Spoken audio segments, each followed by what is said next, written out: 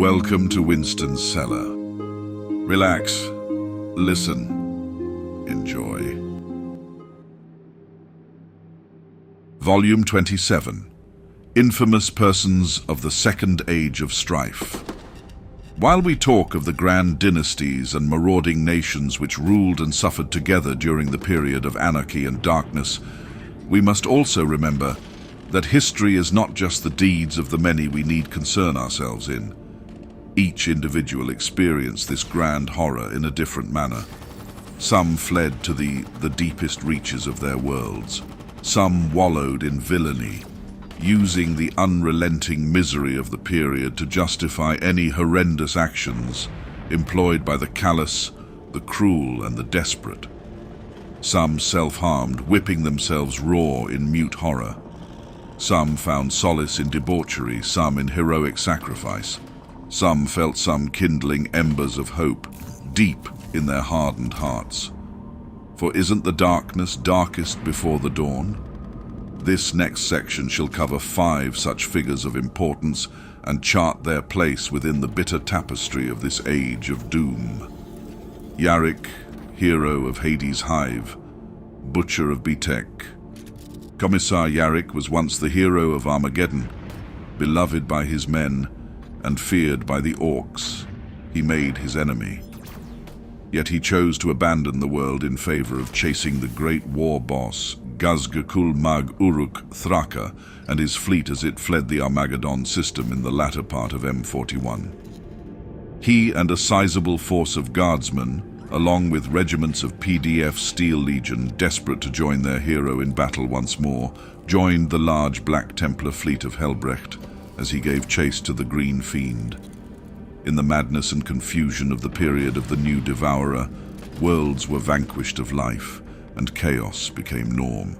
Lost amidst a storm of fleeing pilgrims, Xenos and refugee fleets, as well as the stifling shadow in the warp, the fleet lost their quarry. Worse, after decades of fruitless, violent searching, the warp grew restless as never before. The Astronomicon was faltering, and bit by bit, piece by piece, and ship by ship, their fleet was separated and lost, scattered across the entire Segmentum Solar and Ultima. Of the Templars we have already discussed, yet Yarrick's fate was to shape him as a figure of fear and loathing, rather than adoration. Tossed upon the torrents of madness for 3 years, eventually Yarrick and his small collection of vessels were vomited back into real space, into the Delinus system. This happened to be the subsector capital of the Mobian subsector. Unlike other tracts of imperial space cut off from the wider whole by treacherous warp currents, the Mobian subsector did not become a petty imperium in its own right. The subsector governor, Pilites, did not declare himself overlord or imperator, or anything as pretentious and vain as the other petty emperors. He maintained the title governor and instead set up his own council known as the interim body. He and his government considered themselves part of the Imperium, an indivisible structure. When Yarrick arrived, Pilites saw this as validation of his theory that the Imperium had survived, and if he was patient, relief would come. However, the sight that greeted him was somewhat disappointing. 7 battered, battle-damaged troopships and an ancient Grand Cruise, which listed to one side permanently, its flanks seemingly ravaged by years, nay centuries of warfare. The naval staff were embittered and tired. Likewise, the guardsmen who came with Yarrick were similarly weary. Nevertheless, Pilites invited them to set up a sector base within his area of space. Yarrick readily accepted. His guardsmen and fawning PDF followers set up a large base upon the governor's capital world, known as Betek. Here he was resupplied and his troops drilled and trained, until they had regained some of their former elite lethality. But all was not well upon Betek. While Pilites and his interim body considered everything to be business as usual in the sector, his people did not. Rumors spread of the collapse of the Imperium, of how Betek had not received communication from the Adeptus Terra in countless centuries, and how supplies from neighboring subsectors had not arrived in system in living memory. Food and patience became scarce. The deluded governor continued to send his annual tithes dutifully to Terra. When no word came back, the governor sent next year's tithe out just the same, fearing possible retaliation should he not do so.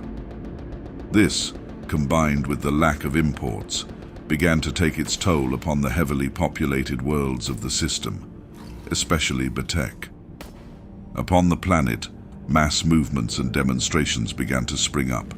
Some were movements in favor of the planet being run by committees of civilians. Most simply demanded representation. In their eyes, the Imperium had fallen, and they had no obligation to a dead god.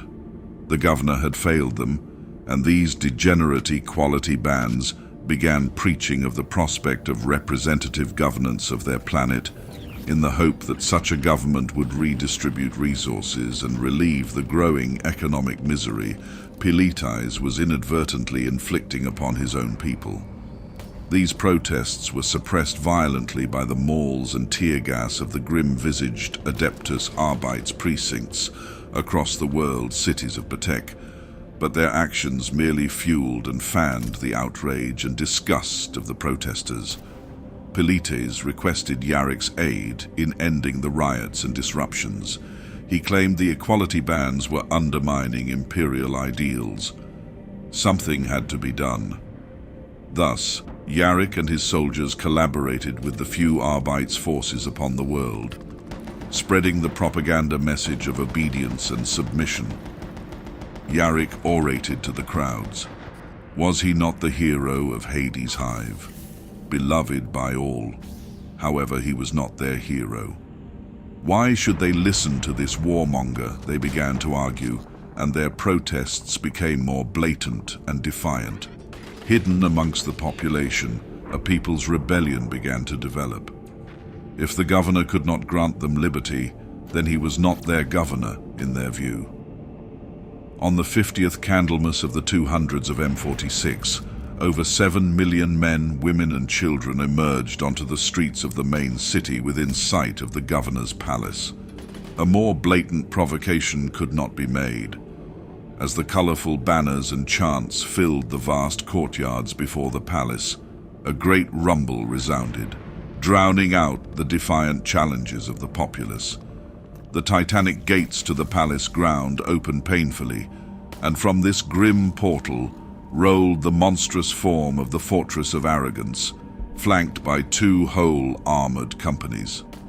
Yarrik, riding atop the tank like some heathen king of old, echoed the blaring roar of the arbitrators across the city, howling through a loud hailer built into his baneblade, "Disperse or be destroyed."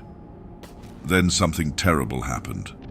A single rioter, hidden amongst the bustling mobs of civilians, fired upon the force. It was an ineffectual shot, the single lasbolt impacting harmlessly into the hull of a Leman Russ. Yarrik, his patience and nerve stretched thin by multiple antagonistic riots, finally snapped. His tanks rumbled forth, pouring death into the packed-together crowds.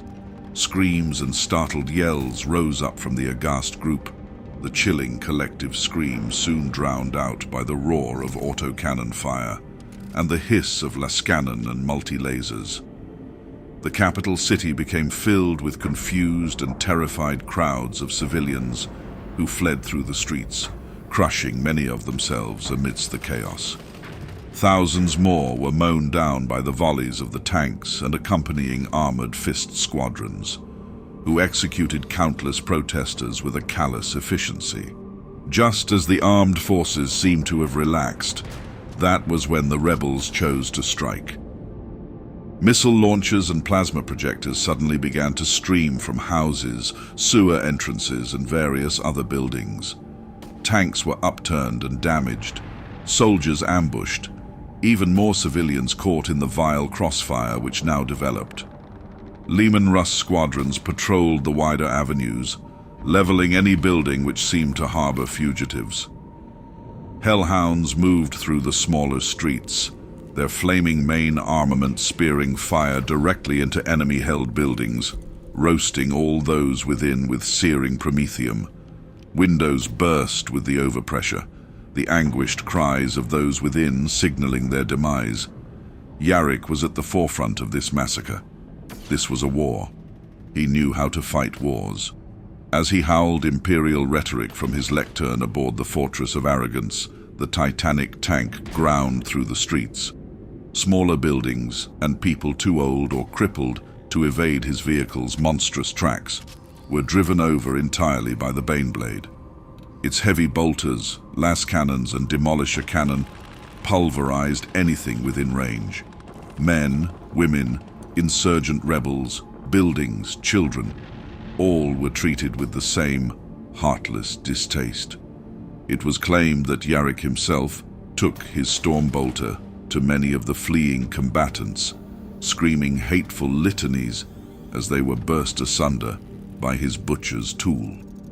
Within 6 hours, 3 million civilians and rebels and 6,000 soldiers were dead, with over 4 million more unarmed citizens fleeing the city in disarray.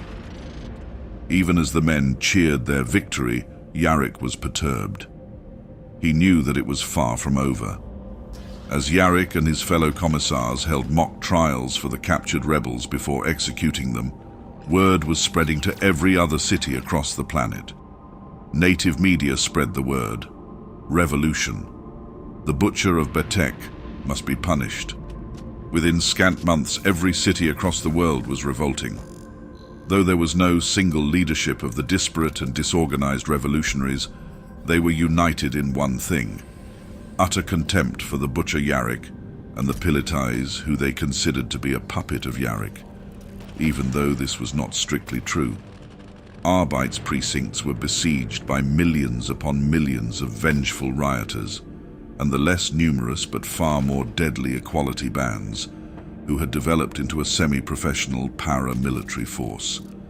Yarrick's guardsmen and delusional former Armageddon PDF moved from site to site, battling and destroying whichever foe rose up to engage them.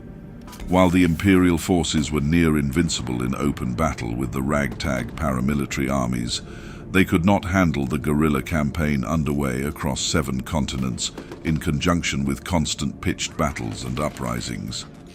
Over that decade, Yarrick and his men fought near constantly. The rebels, armed with improvised explosives, captured armor and armaments, and their fanatical devotion to their cause took a heavy toll on their oppressors. In some cases, the Betekian PDF battalions found they could no longer murder their own people, and the record of desertion was unbelievably high. Soon, the situation was untenable. Pilites and his interim body decided to flee the capital world and found their capital on another of the worlds within the subsector. Yarrick cursed them, decrying them as cowards and pacifists.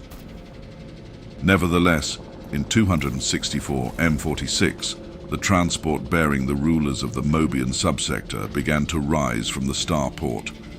Disgusted and betrayed, the ancient commissar ordered his Fortress of Arrogance to fire upon the transport. Though the treacherous barrage severely damaged the transport, it managed to escape. Yarrick, who was by now so very old, even his bionics weren't keeping him flushed with vigor, began to truly go insane. His forces destroyed the starport of Betek in order to prevent any further cowardly retreat, as he said. 265 Don M46. The capital was once more besieged by dissidents. However, now they were well-trained, well-armed, and hungry for vengeance. All but 3 of Yarrick's battalions were destroyed over that year. The Arbites were all dead or in hiding. Most of the native PDF were part of the massive revolt now. Only the palace, besieged on all sides, remained in Yarrick's hands.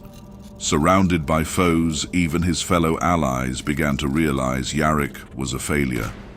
Yarrick, never known for despair, called for a final, glorious charge. Most of his men refused, but he still managed to persuade his Baneblade crew to join him in this final act. As dusk fell on Yarrick's final days, a great roar arose from behind the great gates of the palace. Out surged the fortress of arrogance. Its weapons were spent, its fuel low.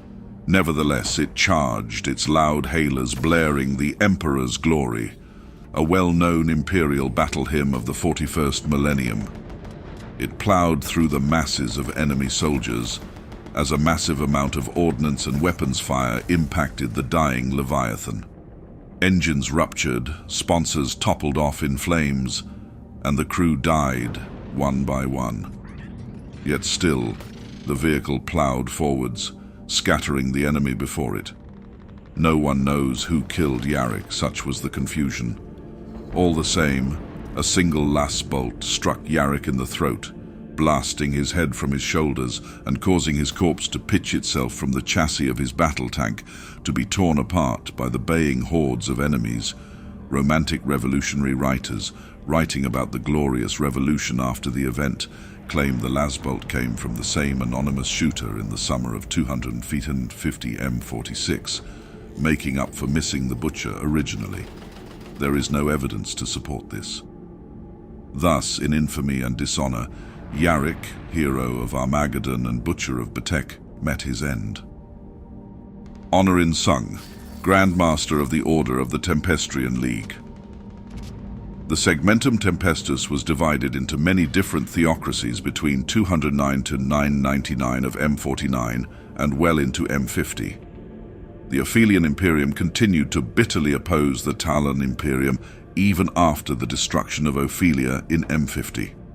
As well as this conflict, these two large theocracies fought multiple individual wars with numerous other far smaller imperiums. Many were merely one of two separatist planets banding together. Several, such as the Balkul Imperium and the Matriarchy of Melador, were powerful and influential petty imperiums in their own right, engaged in wars with each other on and off throughout the period. These imperiums also had to face countless heretical cult uprisings, piracy, and repeated xeno-surges at the same time. So concerned with theological and territorial dominance, these imperiums often found themselves ill at ease to cope. Luckily for them, a new force was in the process of being created. Honorim Sung was a cleric from Damasa, a world on the embattled border between Talon and Ophelian interests.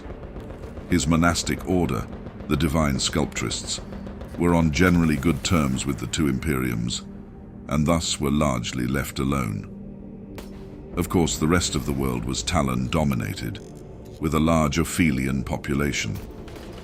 War was commonplace on the world.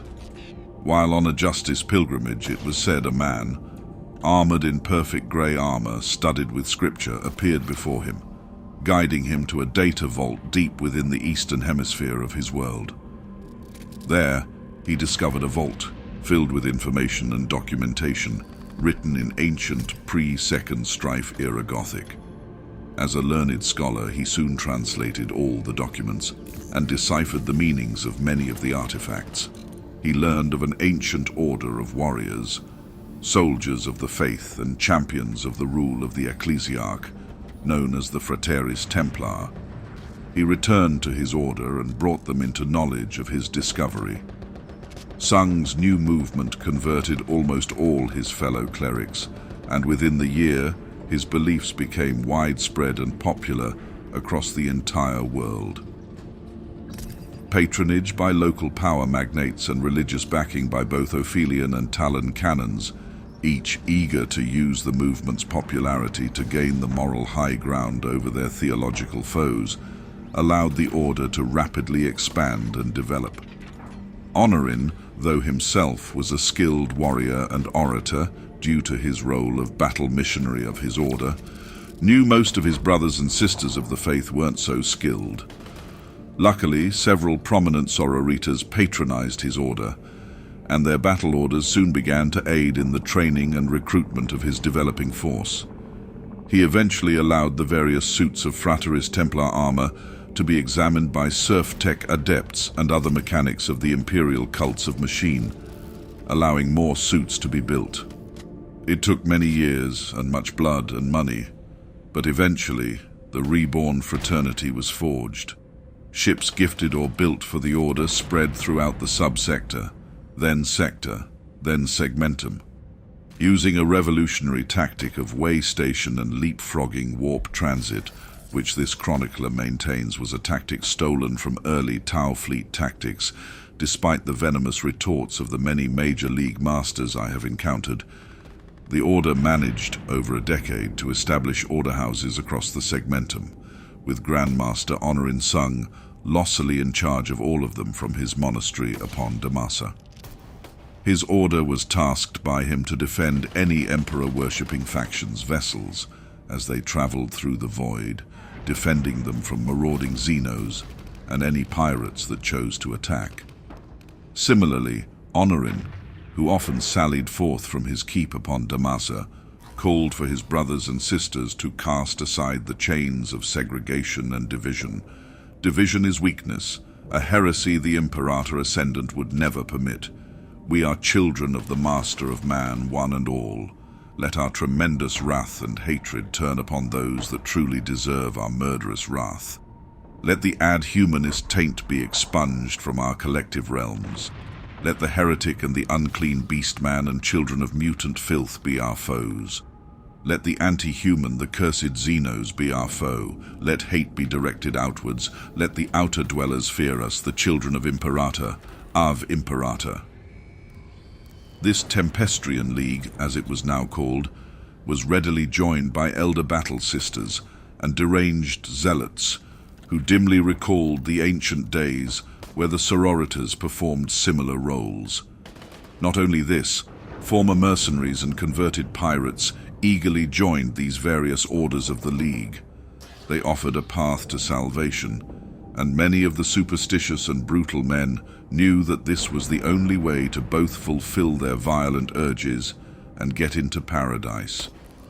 Many were said to have been merely warmongers and butchers who wanted to kill under the guise of legitimacy, but nevertheless, the ranks of the faithful expanded rapidly. Honorin's order refused to fight in inter-imperial conflicts, and instead committed itself with butchering worlds of heretics and exterminating Xenos infestations. The Veltan beings, pale and frail witch aliens living on the borders of the segmentum, were utterly killed by the hate-filled League's crusading elements, all in 1 week.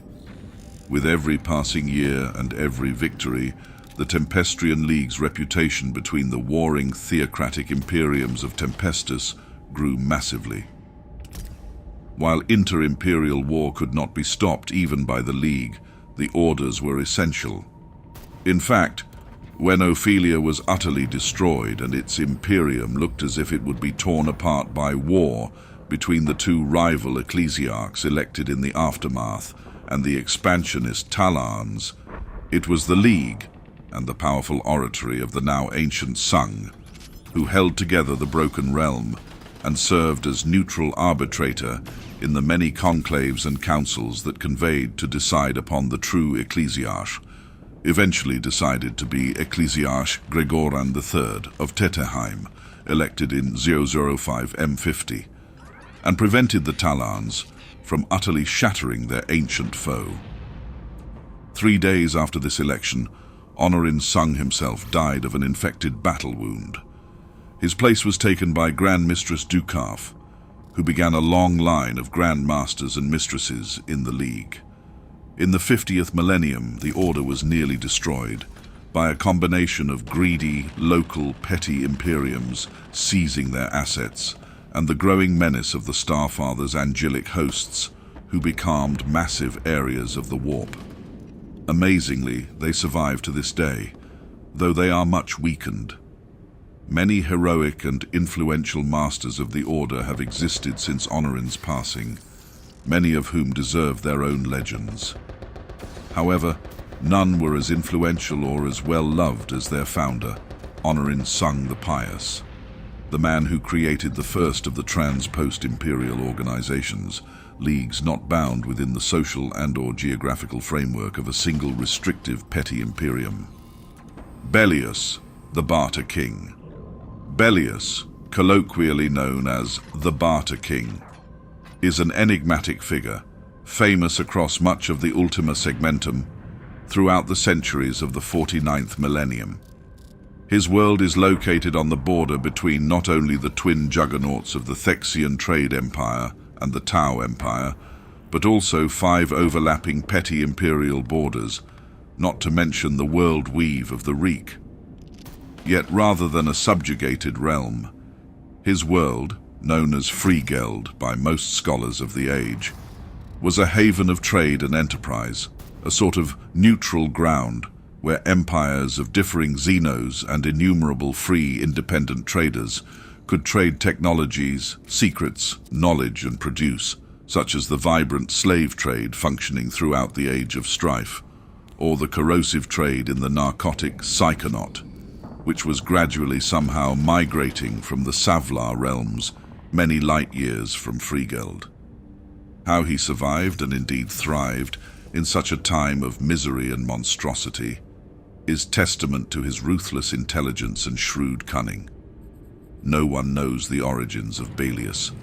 The vast being's visage is hidden behind many veils, and only his closest guardians have seen his true appearance. Some claim he is a rogue Thexian, or possibly an outcast and decadent Eldar, a mythic race by this point. Others claim darker origins. Records from M42 suggest there was a Genestealer infestation upon the world, due for purging. Since records beyond M42 for the Imperium are simply non-existent, we cannot be sure the infestation was destroyed. It is possible that the departing of the Tyrannid hordes soon after this point could have killed off the infestation. We cannot know. Whatever it was, Bellius built up an effective system of catering for the struggling traders and merchants, which plied their trade across the governor's world. Warp travel could only be undertaken via multiple short warp jumps, which made journeys across even sector-sized areas decades-long affairs. Bellius provided rest, refuge, and refueling for these weary travelers in exchange for minimal fees and the chance to cut into these various trades. Uniquely, Bellius allowed not only humans of various political affiliations access to his world, but also all manner of xenos and bizarre creatures defying exact decryptions. All paid the fees, all shared in the trades. Eventually, Bellius's world began to be well known as a trading post, and merchants flocked to the world rather than using it as a stopping-off point. Traders, couriers, envoys, usurers, and ambassadors began to fill the system near constantly, and Bellius became very, very wealthy. Numerous banks and semi-corrupt casinos, many of whom were secretly owned by Bellius and his ruling family, who gained even more profit, sprang up to deal with monetary and physical capital. Inevitably, across the crowded and bustling cities across Freegeld, criminals and brigands were drawn to these rich targets like fleas to a canine. Fences, pickpockets, thieves, conmen, Nautilian soul snatchers and bounty hunters of various genders, creeds and races flocked to the world to take advantage. Pirates and crime syndicates sought shelter from authorities in the free-trading mire of Freegeld, seeking to avoid prosecution or execution, or simply coming to the world to purchase weaponry and supplies in order to continue their destructive and despicable actions. Prostitutes walked in the darkest alleys, while actors and their play companies performed in the streets or in dedicated playing houses. Assassins left discreet advertisements in ale dens and public conveniences, their adverts making only one stipulation: no hits upon the Barter King. Gladiatorial pits sprang up, sating the bloodlust which all the cowering masses of the galaxy felt during the age of pitiless misery. The bloody combat of these chrono-constructs gave release to the futile, pent-up rage of the masses, who bayed constantly for blood. Though numerous private paramilitary security groups and bodyguards flogged their services to clients wishing to avoid being disemboweled by vagabonds across the world, Bellius had two main groups of state-owned forces under his direct control.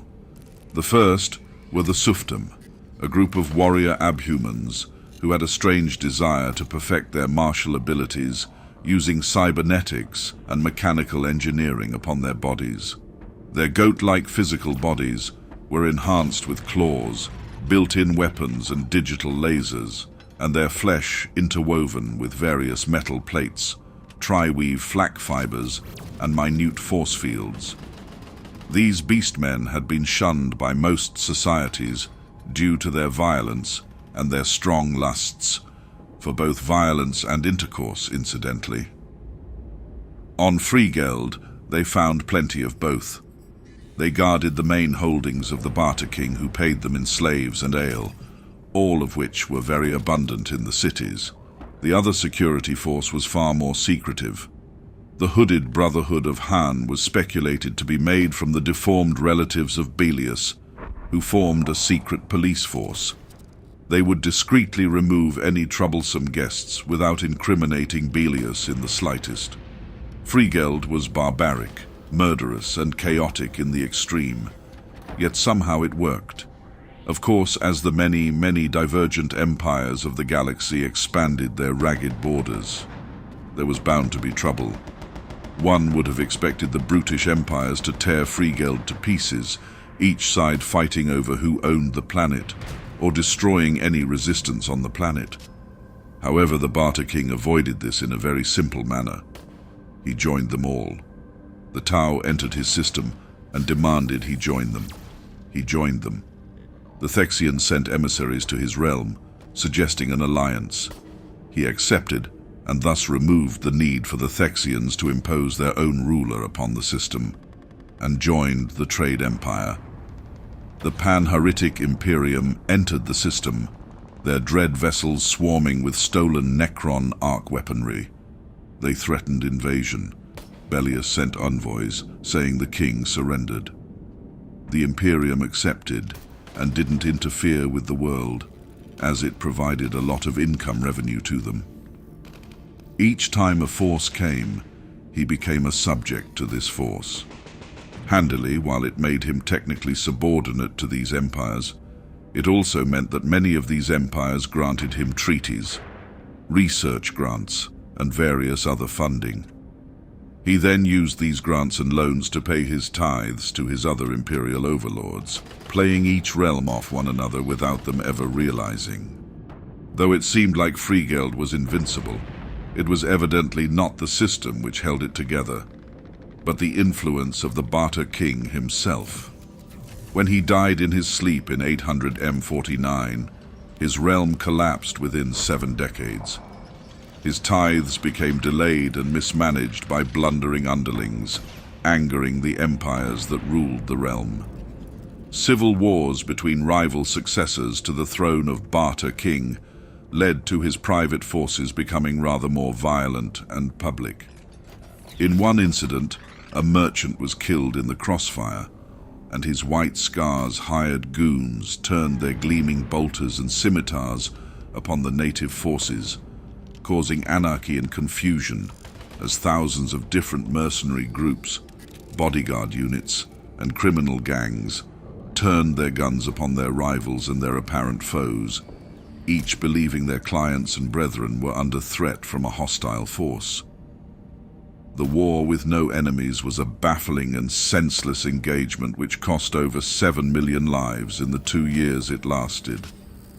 Afterwards, merchants came less and less frequently to the world, profits dropped, and tithes were not paid. The 17 empires which apparently ruled the system came to collect. Freegeld was destroyed over a period of 2 centuries, as fleet after fleet of militaries came, bombarded and looted the decaying world. Eventually, with no ruling government and no laws in particular, the now increasingly barren and sickly world was abandoned by its ruling empires, and it fell into disarray. By M50, it was still a realm of meetings and trading. However, it is almost exclusively criminal in nature, with grimy thugs and robbers roaming the streets, murdering and stealing, while large bands of pirates and reavers meet to trade stolen goods and plan further atrocities in other sectors, or simply to get drunk and violent. In 103 M50, by ethereal degree, the 400th phase expansion fleet of Commander Blueheart cracked the planet by directing 700 asteroids into the planet until it broke up, killing any rogues and crooks stupid enough to still be on the planet when they did so. This was to deter piratical assemblies and keep Tau shipping safe from reavers. So endeth the realm of the Barter King. Yet, while he lived, it was possibly the closest to a functioning society, capable during such a turbulent period of genocide, extortion, and the death of a god. Festiele, the Broken. After so much devastation and death across so many millennia, our universe is a realm made hollow and heartless by necessity and misery. Great tracts of space, thousands of light years across, lay barren and destroyed. Wilderness space makes up the vast majority of the realms of the galaxy. The few areas of lucrative or habitable territory fought over like ravenous vultures, claiming scraps of fresh meat, clinging to the bones of a corpse. Petty imperiums, alien empires, and monolithic societies of abominations all cluster around these decadent and murderous tracts of ironically named paradise space, for there is nothing but wilderness beyond it and between it. Yet even the wilderness space is inhabited by countless pirates, mercenaries, and obscene monsters. The same cannot be said of ghost space. In some place where the warp was weak and the death toll from invasions, the new devourer and the death of stars was 100%. The destroyed and murdered souls are said to cling to existence. Such a being is Festiel. Knowledge of the Festiel, the Broken One, is scant at best. Some call him legend, others myth, yet the stories are too many and too similar to discount entirely. On an orphan world, drifting in the deep dark, where no light falls, resides the Festiel, amidst a world of corpses, the entire world dead and reduced to ash. Some say he is a corrupted Night Lord driven into insanity and bitterness by despairing lunacy.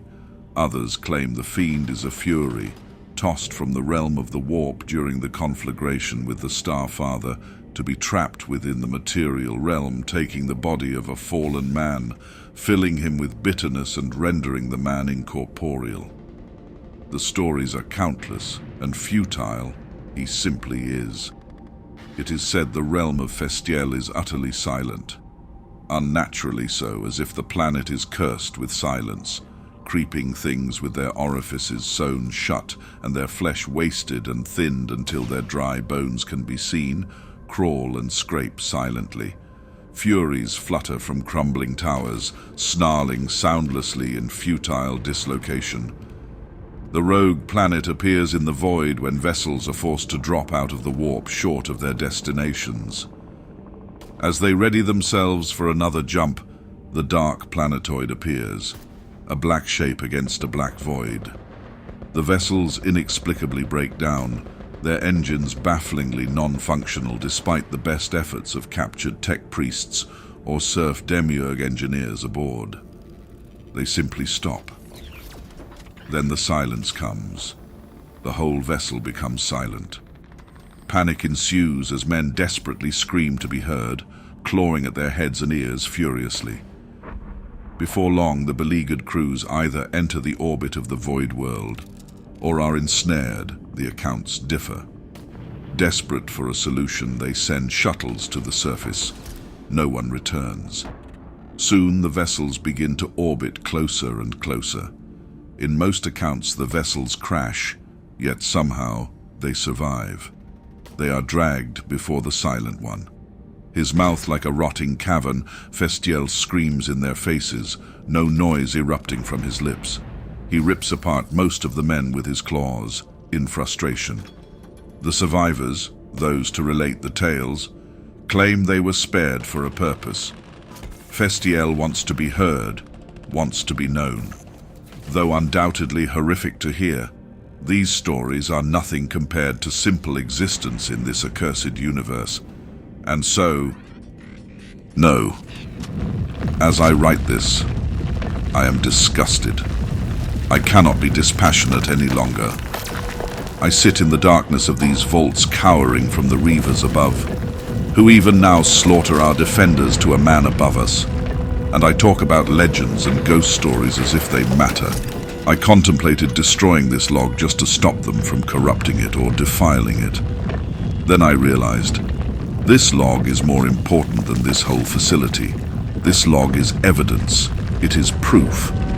Though out the millennia of my existence, not once have I found another history of this age. Nothing so complete. I built a device. This world was naturally linked to the web. Perhaps this is how the Recollectors first got here. It doesn't matter. There was a gate. I studied it. I took it apart and rebuilt it. It took me centuries, but I did it. Originally, I tailored the gate as a getaway system for myself, but I know now that it is this log, this record, which needs to survive this. I can't let my legacy be destroyed. I have already lived too long, done too much evil.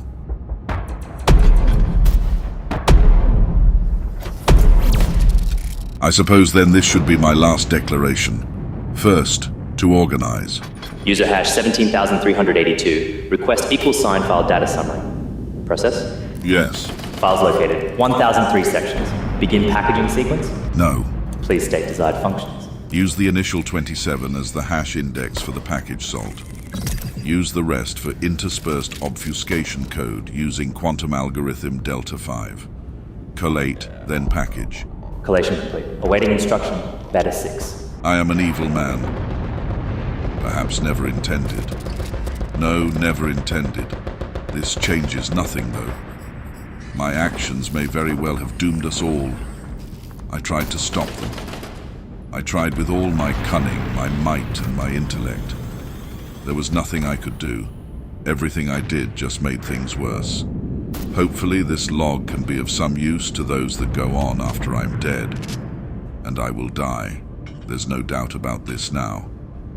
Alongside this log, I have attached all the weapon, vessel, and technological blueprints I could lay my hands upon from the Recollections librarians. I hope they are of some use to those I'm sending this to. I sent this to Armageddon, the planet of battles. I know what happened there, and I know who leads the Imperium growing there. If you are indeed reading this hermit, I know your name, and I have one thing to say to you. Save us. Please save us, Primarch. Save us, Vulcan. So I commend my soul to... I almost said God Emperor then. He's not worthy of that title. Not now. I commend my soul to the Imperium. May it rise again. Forgive me. Regards. Lord Inquisitor Cryptman. Log locked and secured. Stasis field engaging intensity.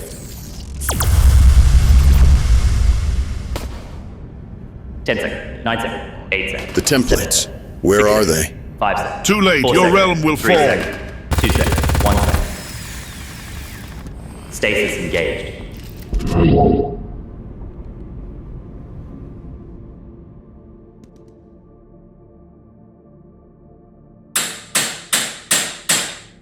Are you supposed to do that?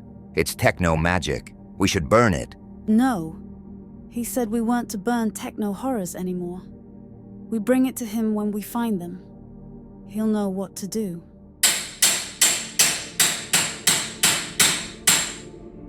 Stasis field deactivated. Devil technology. Destroy it. Nah, nothing heathen about it. Go get the hermit, or one of the angel fire warriors. Quickly!